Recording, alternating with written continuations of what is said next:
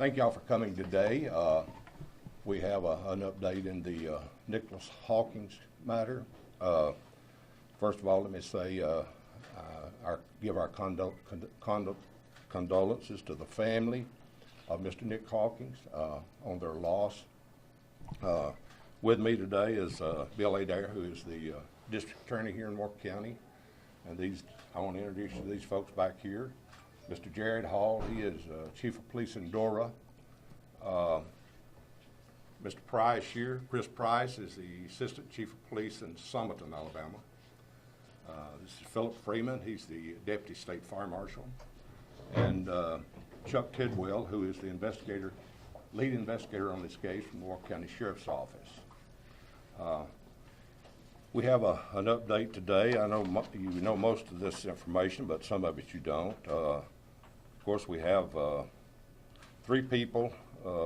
Joshua Adam Reese was charged this morning with murder in this matter. Bond is set in the amount of $500,000 cash for Reese. We have Corey Connor, who was arrested on the 18th. He's charged with murder with a $250,000 cash bond. And Danny Lee Jarvis is charged with murder with a $250,000 cash bond. Both of them arrested on the 18th.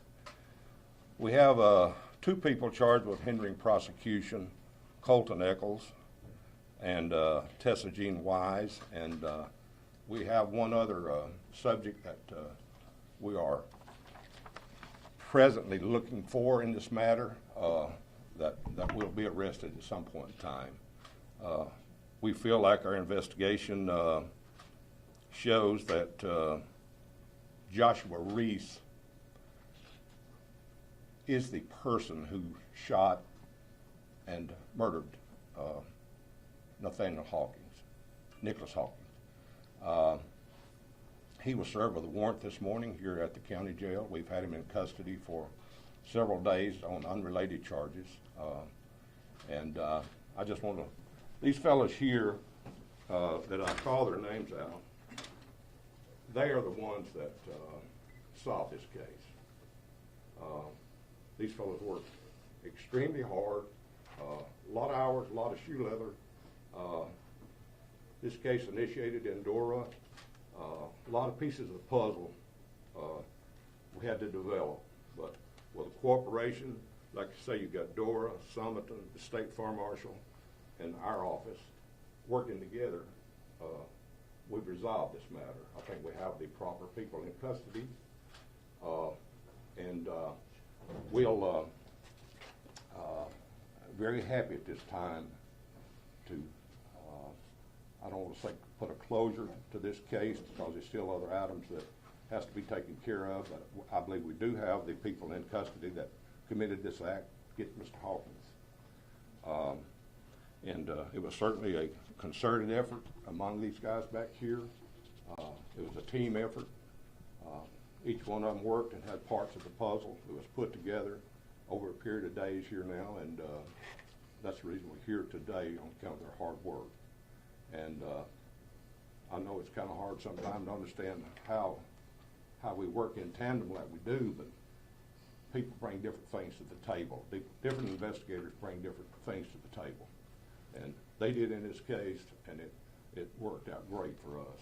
And it's just a great day in Walker County to show that we work together to solve these serious crimes. And of course, Mr. Adair and his staff, they have been with us from day one on this.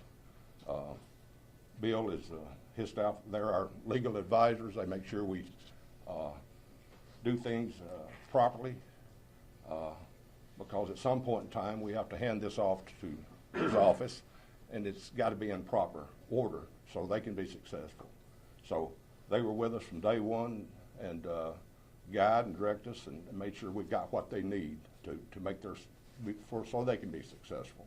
And Bill is he's probably the best DA we've ever had in Walker County, and I don't mind saying that. I know him personally and work-wise too. So I know Bill's very dedicated, and his staff are very dedicated. And it wouldn't be possible for us to put all this together and be successful without his office. And but I give these guys the credit. They come up with the information and follow through on it, and that's the reason we have 5 people in jail, and we're looking for 1 more in this case. And I feel like I say again, I feel like we do have the people that are responsible for Mr. Hawkins' death, and we will let the court process take care of the situation after the investigation. And Bill, if you want to say a few words. First of all, I echo what the sheriff has said. I personally want to tell the family thank you for coming in and working with us. Nicholas' family is instrumental to my office in that victims take priority with the district attorney's office in this county, and I appreciate them. And my heart and prayers go out to the family as they're the ones that have to live through this, and their nightmare doesn't stop. Even today, their nightmare will be with them the rest of their lives because of the actions of the people that have been charged. I can't say a whole lot other than what the sheriff has said. Under the state bar rules, everybody is presumed innocent until proven guilty, and I will say this, that the man-hours put into this case has been substantial. The amount of time and effort all of these agencies have put into this has been substantial. And, you know, the next step for each of these defendants will be going over the next several weeks and months as the court process on each of the defendants takes place. And I want to personally thank, I know everybody else has been thanked, but both Brian Warren, Assistant DA, and Kristen Kiefer, Assistant DA, who have, last night I was actually on another murder that we've had in the last 24 hours. And both of them have pretty much taken the ball and ran with it on this case when I couldn't be available to help these officers. But appreciate all of y'all being here and showing the interest in this case.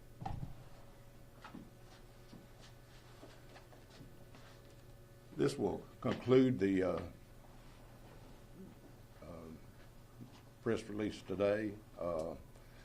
We're not at liberty to give out any further information about the case. We always give you all the information we can, but we have to be sure that we keep the case in perspective as it goes forward, and we just can't let out all the information we know about every case. It's just not possible to do. I've always tried to, during this matter, let y'all know any updates and tried to keep everybody on the equal playing field. And that's the reason we called all of you today, to give you a chance to be here. And I appreciate you coming, and it shows a lot of interest in the family and the family's problem, and it shows and tells the public that we are here working hard to solve these kind of cases too. And thank y'all for being here. Chair, just to clarify one thing on the additional person that you had mentioned, is that on can you tell us about on a hindering the prosecution, or would that be on a... You talking about the one additional person? Yeah, the one you have not... Charged with hindering prosecution. That will be... Yeah. Can you talk at all about the motive for this case? We're not at liberty right now to discuss what the motive may have been in this matter. Do you know the motive? I'm sorry? Do you know the motive? I think we have a good handle on it, but I'm not going to speak publicly about that at this point. I don't think that's something we can talk about at this point in the investigation. With the hindrance of the investigation, was that directly related to your all's search for Mr. Reese? Was that, or was it to other parts of the investigation? It's related to that case. Either they were given false statements, or they helped these people in some form and participated in some area. It might be small, it might be large, where they participated. So it's all generally after interviews they lied to us about their part in this that they played, and so that's the reason we placed them in jail. Is it accurate to say that everybody charged knew Nick Hawkins? Knew him personally? Yes, sir. Yes.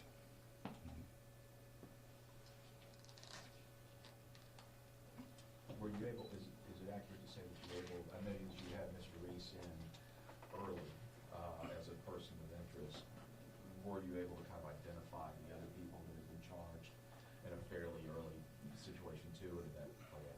Uh, They kind of come along at different points in the investigation.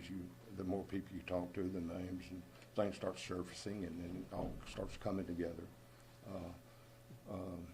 Mr. Reese, of course, y'all have reported this earlier. He had contacted his mom and said pretty much that Adam Reese is trying to kill me, you know. So that's how Adam Reese's name first appeared.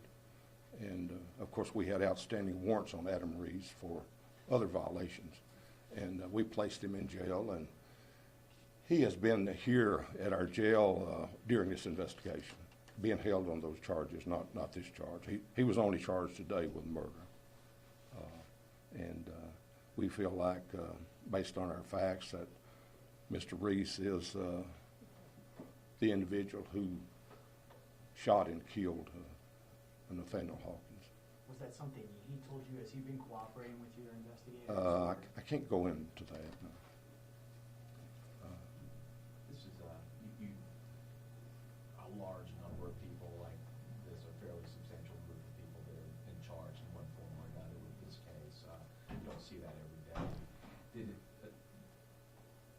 Was this something that, have you been able to determine if this is something that was kind of planned ahead of time, or if it was a moment of passion that you commented